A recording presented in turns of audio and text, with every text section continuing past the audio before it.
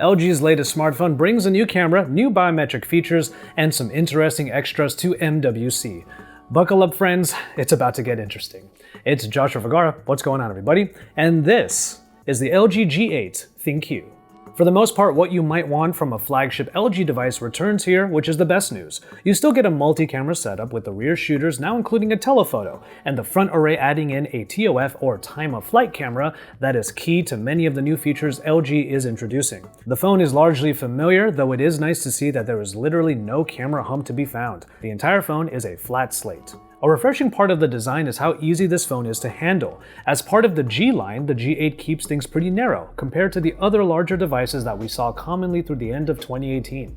If you're looking for a device that you can use in one hand comfortably, the LG G8 ThinQ seems to be one of the few fine examples. Around the phone, pretty much everything is expected. Wireless charging is still a thing. LG brings back the headphone jack with their signature quad DAC installed, which will please audiophiles.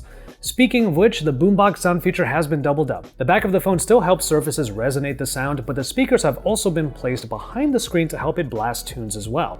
It is a dual speaker setup behind the display, and one of them governs the call audio, which I got a chance to test. Despite these changes, the call experience did not seem out of the ordinary. That Quad HD Plus OLED display still covers as much of the front as possible thanks to a notch design that houses the dual camera setup up top. It's a vivid panel whose color can be customized, and there are plenty of options for tweaking how everything is rendered, including the system resolution, which was set to full HD when I first got the phone. Okay, I'm not the biggest fan of this 2019 phone sporting a notch, but LG is really trying hard to make sure that it houses really important features. That time-of-flight camera is used not only for depth sensing in the camera for portrait modes, but also for biometrics. Face unlock is nice to have, and the fingerprint reader is still on the back and works as well as you would expect. But one of the main points of the LG G8 ThinQ is that more of your hand becomes more important, as the time-of-flight camera now scans users' palms for vein patterns. Yes, the front camera literally looks for the hemoglobin in your palms to create a unique hand ID that you can use in order to unlock the phone without having to use your face or reach around to the fingerprint reader. This kind of makes sense when you want to keep the phone on the table and use it in a prone position, eliminating the need to even slightly lift up the phone to unlock it in one of the other ways.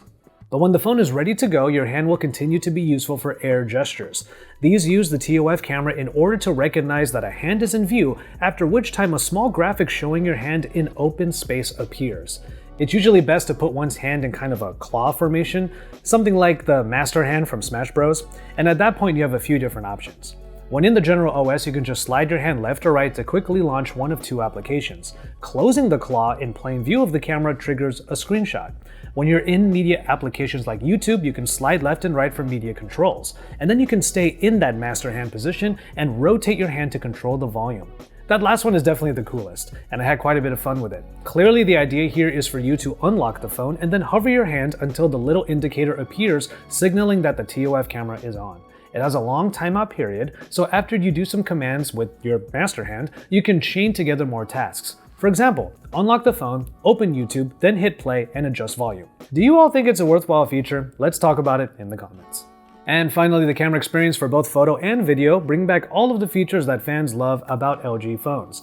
Manual controls are still available for both photo and video, though now LG has tuned the cameras to achieve live portrait mode video where the backgrounds are still soft. Also added in is a night mode that takes up to 10 photos to be combined for better low-light shots. One of my favorite pastimes with LG phones remains the fact that you can use the wide angle on the rear, turn it right around, and you can get some really nice wide angle vlog style footage. Final pricing and availability are yet to be revealed as I make this video right now. I was told that the LG G8 ThinQ though will be in line with flagship competitor pricing.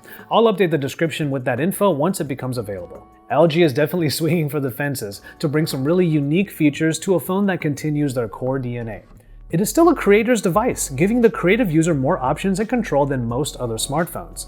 Many features you are familiar with in LG's UI remain, so the real story here is how much that TOF camera on the front is being utilized.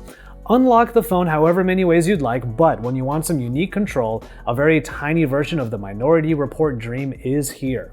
Look forward to my full review of the LG G8 ThinQ and look out for other content on many of the key features. I'll probably do a vlog using the camera array, and maybe I'll give you some reactions after I use the air gestures more exclusively.